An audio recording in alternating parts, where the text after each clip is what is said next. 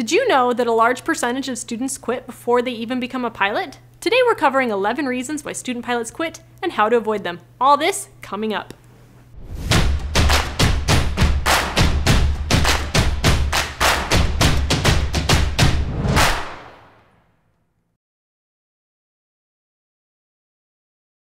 The student pilot dropout rate is high, like really high.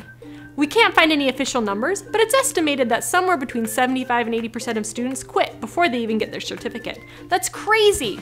Now, we're not trying to discourage you, but encourage you, and talk about how to avoid the most common pitfalls. No set goals. Before you decide to become a pilot, you need to have a goal in mind. Without one, getting your private pilot certificate may be harder than you think, so ask yourself, why do you want to become a pilot? Whether you decide it's for a career, recreation, travel, or countless other reasons, make sure that you have a clear goal in mind, one that will drive you to the finish line. If you don't, it may be hard to stay motivated during training, and you could decide to quit before you get there. Medical problems. Many people start their pilot training before they get their medical certificate, only to find out later they have a medical condition that grounds them. And it happens more often than you'd think. If you think you have a medical problem or are starting your training later in life, you should start by getting your medical certificate first. Going this route can alert you to any medical conditions, and the doctor can help you work through solutions that are acceptable to the FAA. Getting your medical certificate first is one of the recommendations we make in our video about getting your third-class medical, which you can check out in the description below. Running out of money. Most student pilots who start their training stop just because they run out of money. Researching how much it's going to cost is actually really confusing. Pricing from flight schools, instructors, and people who got their private pilot certificate 30 years ago make it really hard to know just how much it's going to cost you. Even if you wanted to save up, the numbers you find are typically related to the minimum hours requirements instead of the average. This could leave you thousands short before you're ready for your check ride. To help, we've made a breakdown of how much it's actually going to cost you, which you can check out in the description. Not enough time. A lot of student pilots don't realize how much time it takes to get a private pilot certificate. A single 2-hour flight could take 3 or more hours to complete between flight briefings, inspections, getting fuel, flight debriefing, and travel to and from the airport. Not setting aside adequate time for your training can make you feel rushed and unfocused. A lot of student pilots quit just because of this. Not only that, but there is a ton of studying involved, which we'll get to in a minute. Make sure you're talking to your instructor and that you plan enough time for each flight. And our next item. Lots of studying. The best part of being a student pilot is the flying. It's the reason you decided to be a pilot, right? Well, flying isn't really the only part of becoming a pilot. The rest is filled with studying. You may have heard of ground school, which teaches you everything you need to know to pass a knowledge test. Many students quit after realizing what it takes to study and pass the test. It's hard work. Going back to time, you need to make sure you dedicate enough to your studies. There's a lot to learn, and you need to make sure you can focus on preparing for that test. The wrong instructor. Most student pilots do little research on who's teaching them to fly. Some don't even have a choice. But here's the deal.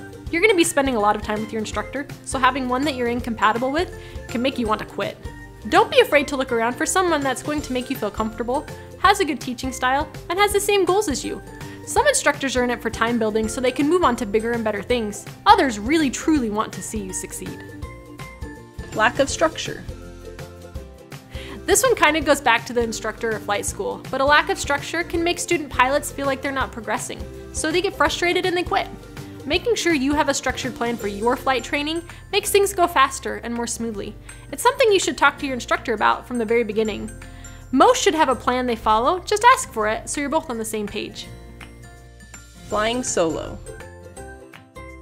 Flying solo is a huge milestone for every student, but for some students, it's a stopping point. Whether it's because you don't feel ready, your instructor is hesitant, or the weather just isn't cooperating, it can seem more like an obstacle than a milestone. If you're hesitant, remember that your instructor wouldn't have signed you off unless they knew you were ready. And if your instructor is hesitant, sit down and set a clear path so you're both on the same page. It's not fun anymore. When you started your journey, flying was exciting and adventurous, but the further you get into your training, it may seem mundane and repetitive. Flying can lose its luster, especially after you realize how much work it is. Student pilots sometimes just lose interest and quit. To help, you should be mixing things up. Make sure you go on fun flights. Plan a fun trip for after you get your certificate, or visit a local fly-in. Anything that can give you a shot of aviation adrenaline to help push you to the end. Making a mistake. Making a mistake during your flight training is inevitable, but some mistakes push student pilots away for good. Don't let a bad landing or saying the wrong thing on the radio stop you from thinking you can do this. To help you, we've made a list of common mistakes that student pilots make, which you can check out in the description below. Failing your check ride. Failing a check ride can leave a student feeling defeated, especially if it's over something simple. This drives student pilots away right at the finish line. It's hard after you spend all this time, energy, and money getting ready. Our advice is that you remember how far you've come, you're ready, or your instructor would not have signed off on it for you. Study or practice what you missed and go get your certificate. You won't regret it. That's it. That's our list of things that drive student pilots to quit. If you think we've missed something, put it in the comments below. Hey guys, thanks for watching the video. If you liked it, make sure to give it a thumbs up and hit that subscribe button. Also, tell us what you think inside of the comments down below. As always, share aviation wherever you can, and we'll see you in the next one.